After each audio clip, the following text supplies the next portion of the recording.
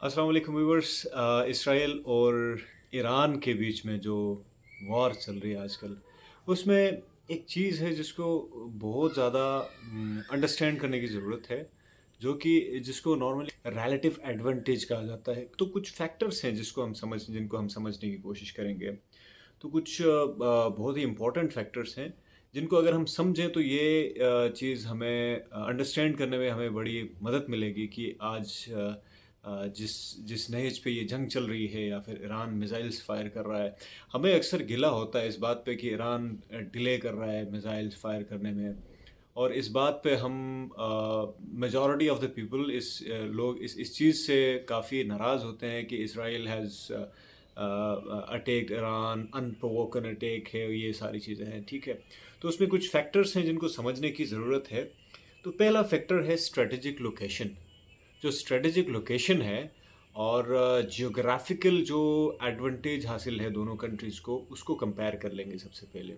तो भाई ईरान का जो एरिया है वो कंपैरेटिवली इसराइल से कंपैरेटिवली बहुत बहुत बड़ा है।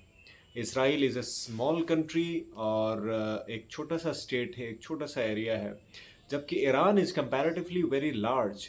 और उसको वो ईरान इसके जो नेबर्स हैं वो बहुत ही स्ट्रॉन्ग हैं और बहुत ही, जैसे फॉर एग्जांपल एक तरफ पर्शियन गल्फ़ है और दूसरी तरफ फिर अफ़गानिस्तान है और उसके साथ फिर पाकिस्तान है।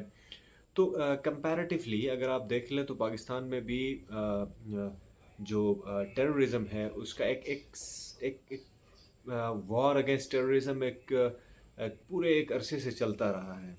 It's been like 40 years। और उसके अलावा दूसरा बॉर्डर जो है volatile border, that is Afghanistan, जो कि लास्ट 60 years ऑलमोस्ट उससे वो वार में चल रहा है, ठीक है। और इस तरह मतलब जो स्ट्रेटेजिक लोकेशन है काफ़ी वल्नरेबल है, जबकि कंपैरेटिवली इसराइल इसराइल के भी आसपास जितने भी स्टेट्स हैं वो सारे हॉस्टाइल हैं और Israel has been working on it. तो जो जियोग्राफिकल जो लोकेशन है और स्ट्रेटेजिक जो लोकेशन है वो दोनों की तकरीबन सेम है, उसमें दोनों के जो इश्यूज़ हैं वो तकरीबन बराबर हैं। दूसरा जो एस्पेक्ट आता है इकोनॉमिक एस्पेक्ट, जिसको हम कहते हैं जीडीपी, ग्रॉस डोमेस्टिक प्रोडक्ट क्या है और क्या वैल्यू है, इकोनॉमी किस नहेज पे चल रही है। तो इकोनॉमी कुछ चीज़ों पे चलती है। सबसे पहले ये है, इकोनॉमी चलती है भाई आपके टैक्सेशन सिस्टम पे चलती है, रेवेन्यू पे चलती है, आपकी आवाम आपको कितना टैक्स देती है, सबसे पहला। दूसरा, इकोनॉमी चलती है सर्विसेज से, कि आप कौन सी सर्विसेज सेल कर रहे हैं। और तीसरा, इकोनॉमी चलती है ट्रेड के ज़रिए, कि आपकी कंट्री दूसरे कंट्रीज़ के साथ किस तरह उसके ताल्लुकात क्या हैं और कैसे ताल्लुकात हैं। चौथा इम्पोर्टेंट जो एस्पेक्ट है वो किसी भी इकोनॉमी के लिए फॉरेन एड होता है। फॉरेन एड या फिर लोन, या फिर आप कहीं से भी वसूल कर लेते हैं, किसी भी तरह से लोन लेते हैं आप किसी तरह से, तो वो आपकी इकोनॉमी के लिए इम्पोर्टेंट होता है। तो ईरान की अगर हम इकोनॉमी को देखें तो for last 40 years it has been facing sanctions against Iran. तो बहुत ही अगर हम ईरान की सैंक्शंस को डिफाइन करें तो let's watch this video first. Any kind of exchange that directly or indirectly might benefit the Iranian government or any agency of it or any individual who may directly or indirectly be affiliated with it is prohibited under American law. तो Iran का जो basic issue है वो sanctions का है। Sanctions की वजह से इसकी सारी इकोनॉमी इनफॉर्मल हो गई है, बहुत ही इनफॉर्मल इकोनॉमी है। इनफॉर्मल इकोनॉमी दो तरह की होती है, एक तो होती है डॉक्यूमेंटेड इकोनॉमी, फॉर्मल इकोनॉमी होती है जिसमें आपका पॉइंट ऑफ प्रोडक्शन से लेके पॉइंट ऑफ सेल तक वो सारा उसका रिकॉर्ड होता है और वो समझ में आता है कि भाई इतनी चीज़ प्रोड्यूस हुई है और इतनी चीज़ यहाँ पे जाके सेल हुई है, तो उससे हमें इतना प्रॉफिट हो गया, ठीक है। तो सैंक्शंस की वजह से जो सप्लाई चेन है और जो फॉर्मल इकोनॉमी है वो भी डिस्टर्ब हो गई। और ईरान की जो इनफॉर्मल इकोनॉमी 31% से ज़्यादा है, मतलब इट इज़ बिटवीन 31 से लेके 35। ये आईएमएफ की रिपोर्ट है, कहती है कि 31 से लेके 35% तक इकोनॉमी जो है वो इनफॉर्मल इकोनॉमी है। और इसकी टोटल जो जीडीपी है ईरान की वो $463 बिलियन है फॉर 90 मिलियन पीपल, मतलब उससे भी ज़्यादा है, 90 मिलियन से भी। और कंपैरेटिवली इसराइल को इसकी जो लॉबी है पूरी दुनिया में चल रही है उसकी लॉबी, और उसकी वजह से इसराइल एक ऐसी कंट्री बन चुकी है, एक ऐसा स्टेट बन चुकी है जिसको यूएस स्पॉन्सर कर रहा है, और उसकी यूएस की स्पॉन्सरशिप की वजह से पूरा यूरोप उसको स्पॉन्सर कर रहा है, पूरी दुनिया उसके साथ खड़ी है। मतलब इट्स काइंड ऑफ उनकी एक लॉबी है जिसके ऊपर बहुत सारी बुक्स भी लिखी गई हैं। द पॉइंट ये है कि Israel has never face sanctions. जब इसराइल को मुस्लिम कंट्रीज़ ने सैंक्शंस और वार्स की धमकी दी या फिर वार्स का सामना करना पड़ा, तो यूएस ने सामने आके अब्राहम अकॉर्ड्स कराया है, कभी कोई अकॉर्ड, कभी दूसरा अकॉर्ड। इस तरह जितने भी हॉस्टाइल कंट्रीज़ थे, जैसे इजिप्ट है, जॉर्डन है, या फिर सीरिया है, मतलब तमाम कंट्रीज़ के अंदर उसके ज़रिए, रिजीम चेंज के ज़रिए उनके फेवरेबल लीडर्स को लाया गया। जैसे सद्दाम को उठाया गया, फिर कदाफ़ी को उठाया गया, फिर अभी अहमद शरा को लाया गया है। इस इज़ ऑल्सो ए प्रॉक्सी, वो रिजीम चेंज का एक हिस्सा है, वो भी प्रो इसराइल, एक आई वुड नॉट से Zionist but he is very much pro Israeli एक लीडर है शाम में भी। मतलब जितने भी बॉर्डर्स हैं, अभी हूथीज़ के पीछे लगे हुए हैं यमन के, तो हूथीज़ को भी सप्रेस करेंगे। लास्ट प्रोजेक्ट जो है वो ईरान है, ईरान की तरफ आ रहे हैं। तो मतलब पॉइंट ये है कि ईरान, इसराइल की जो इंटरनेशनल लॉबी है या फिर उसके जो कनेक्शंस हैं इंटरनेशनली, वो बहुत ही स्ट्रॉन्ग है। तो उसको यूएस की तरफ से भी और डिफरेंट कंट्रीज से, मतलब जो फैक्टर्स मैंने आपको बताया कि इकोनॉमी कौन से फैक्टर्स से इम्प्रूव होती है, रेवेन्यू सिस्टम से, वो उनका अच्छा है, और उसके साथ जितने भी हैं, जितने भी फैक्टर्स हैं वो सारे एक्सटर्नल हैं। जैसे फॉर एग्जांपल ट्रेड चल रहा है, और उसके अलावा लोन्स डिफरेंट कंट्रीज़ के साथ, रिलेशंस डिफरेंट कंट्रीज़ के कैसे हैं, इंटरनेशनल इंडेक्स में, उसके पीस इंडेक्स में, या फिर किसी भी टेररिज्म इंडेक्स में, किसी भी तरह के इंडेक्स के अंदर उनका जो पॉइंट है वो स्ट्रॉन्ग होता है। वो इसलिए होता है क्योंकि इंटरनेशनल मार्केट में या फिर इंटरनेशनल रिलेशंस में Israel comparative to Iran, Israel बहुत ज़्यादा स्ट्रॉन्ग है। इसकी एक मिसाल आप लोगों को दे दूं, रिसेंटली जो न्यूक्लियर वेपन्स का जो सारा मसला चल रहा है, तो इसराइल के पास 90 वार हेड्स हैं, वो सबको पता है।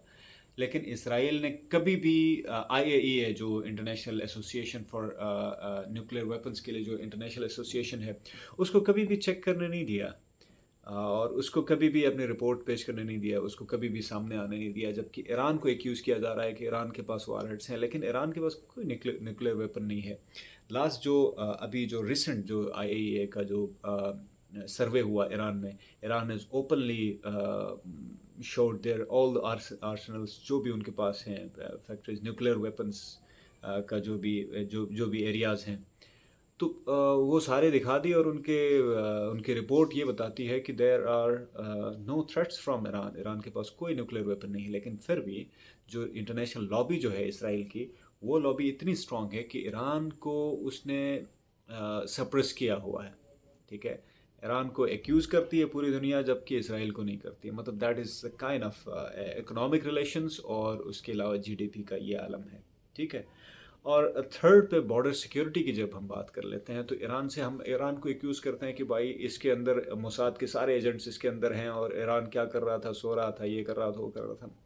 मैं आपको एग्जांपल देता हूँ, इसकी हकीकत बताता हूँ कि यार पिछले 40 साल से Iran is continuously facing sanctions, और उसके जो सारी इकॉनमी है वो सारी इनफॉर्मल है।